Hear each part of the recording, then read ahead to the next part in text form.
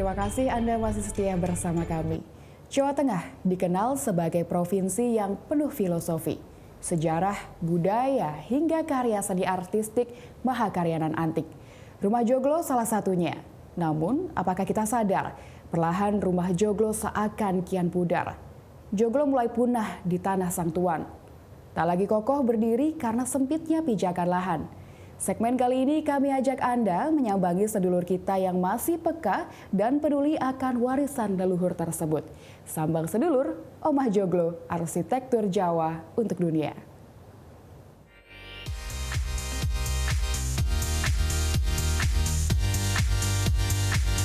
Bagaimana mungkin bisa mendirikan joglo di atas lahan lebarnya 8 meter? Nggak mungkin. Untuk omsetnya sekarang ini ya lebih besar dari luar negeri. Soalnya mereka ordernya banyak. Mungkin mereka mau lebih modern, tapi terbalik buat aku. Aku betul-betul mau melestarikan budaya rumah joglo itu ya.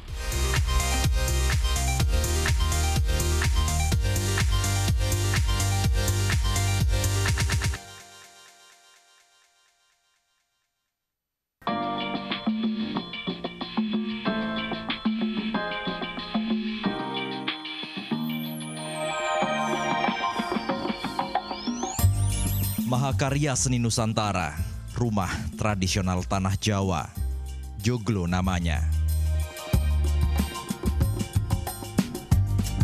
Pesonanya tak terbantahkan, tak lekang dimakan zaman.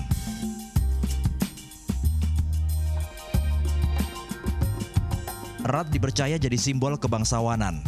Dulu masyarakat Jawa menganggap rumah joglo tak boleh dimiliki sembarang orang. Namun kini rumah joglo boleh didirikan siapa saja. Fungsinya pun juga bergeser, dari sekedar hunian ke gedung pertemuan hingga perkantoran.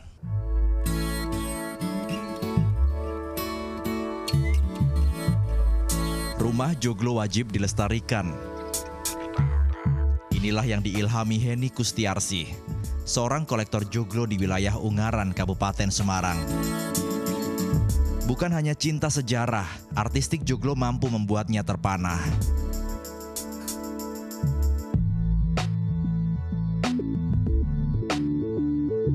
Nuansa etnik kental terasa di sini. Semua elemen joglo masih asli. Dipindahkan dari dusun Turirejo, Kudus, rumah ini jadi satu koleksi tertua miliknya. Malah ada yang lebih tua lagi, itu tahun 1700, itu kita bisa kenal dari tiangnya itu, ada koin-koin di dalamnya itu dari tahun 1700, 1750, 1822. Jadi rumah itu udah beberapa kali pindah gitu ya, kemungkinan. Jadi setiap orang yang mau membangun itu dia meletakkan satu koin. Jadi seperti aku di sini membangun tahun 1997, itu aku kasih koin di situ. Jadi sekitar tahun itu. Jadi memang sudah ada generasi keberapa.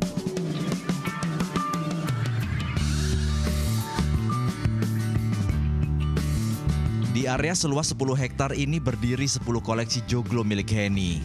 Bentuknya bervariasi, penuh filosofi. Berasal dari Demak, Kudus, dan Purwodadi.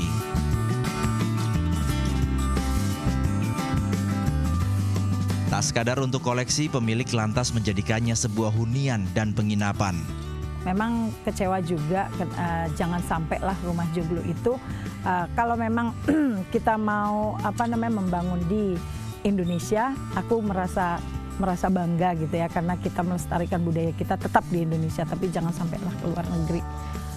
Tahun 97 itu pertama kali aku membeli itu rumah joglo itu tahun 1901 itu satu rumah aku hanya beli 11 juta.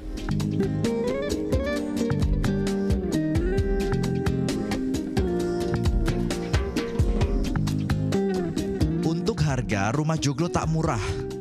Nyatanya barang unik selalu nyentrik. Namun tak semua orang bisa membuatnya dengan mudah.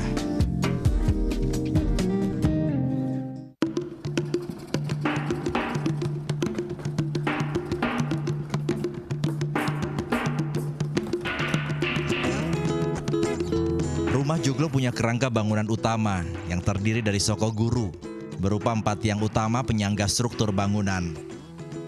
Selain itu ada tumpang sari, berupa susunan balok yang disangga soko guru.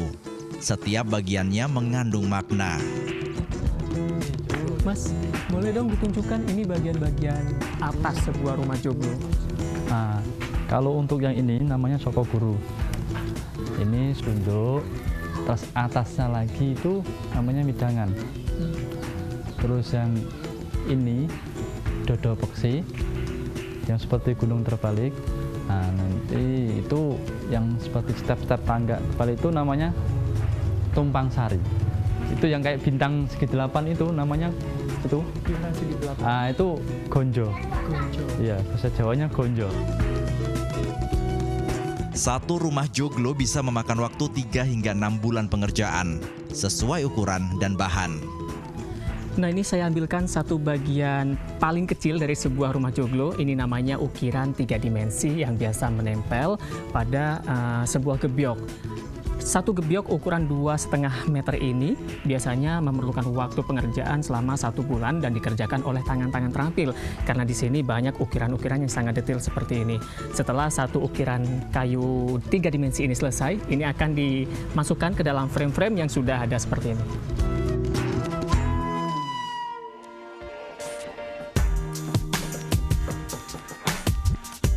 Menolak mati, usaha warisan sejak tahun 1978 ini berbenah.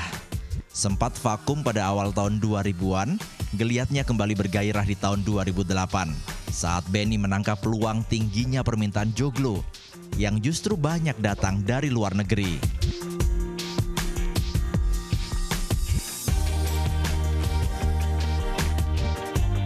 Pasarnya sekarang menjangkau Eropa dan negara tujuan pariwisata dunia seperti Prancis, Thailand, dan Filipina. Rumah joglo justru diminati oleh warga asing ya, Mas? Kalau menurut saya mereka mungkin karena senang sama seni ya. Mereka juga sering main ke Bali, jadi tahu villa-villa di Bali, resort di Bali kan banyak kan pakai rumah joglo. Jadi mereka tertarik untuk dibangun di sana. Jadi untuk daya seni. Jadi seni joglo itu mau dipakai di sana buat apa ya? Namanya orang seneng lah kayak gitu.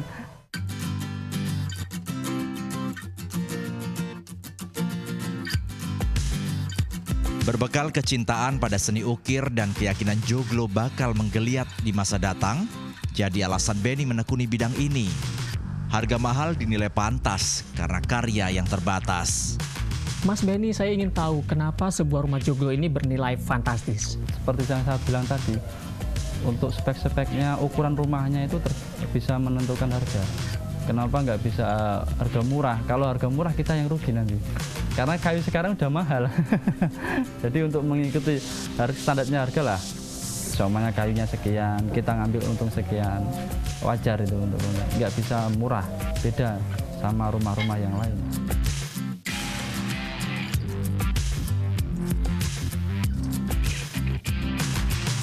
Proses panjang melahirkan karya layak pajang. Ada selera, tentu ada harga.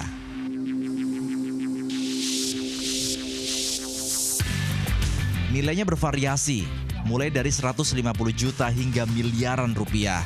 Dan tak jarang pula, Benny membeli rumah lama untuk didaur ulang. Soal kualitas, Benny andalkan pekerja sebanyak 45 orang. Pasokan jati kualitas terbaik didatangkan dari berbagai wilayah di Jawa Tengah, seperti Kudus, Pati, Rembang, dan Demak.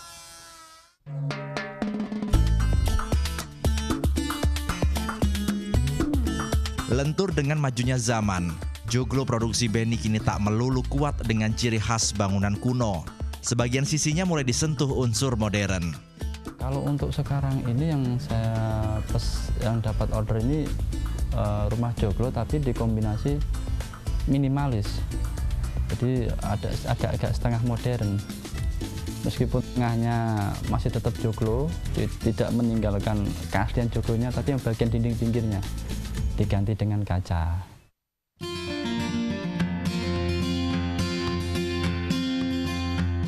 Terbatasnya dimensi lahan dan dana bukan penyebab utama. mengapa joglo masih menjadi bangunan langka, melainkan sebuah informasi yang kurang terpublikasi.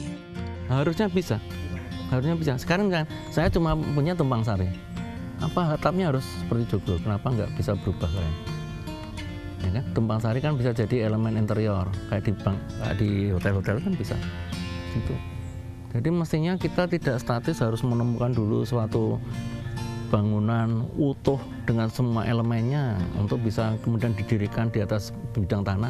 Nggak harus gitu kan. Kalau gitu kan repot nanti, semakin jarang yang memiliki.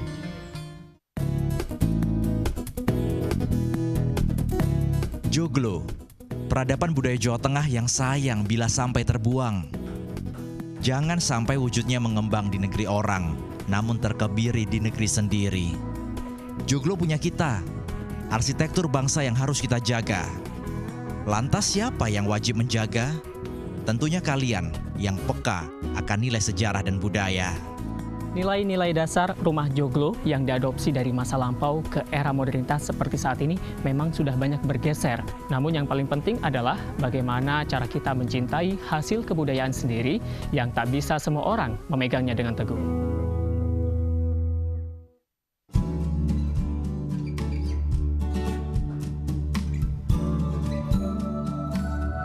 Demikian Sambang Sedulur kali ini. Anda bisa berbagi informasi siapa sedulur yang ingin kita sambangi melalui email kami di net.jateng@netmedia.co.id atau mention ke akun Twitter kami @netjateng dengan hashtag Sambang Sedulur. Yen wis kenal dadi dulur, yen wis dadi dulur kudu akur. Sambang Sedulur, nyemana agawe akur.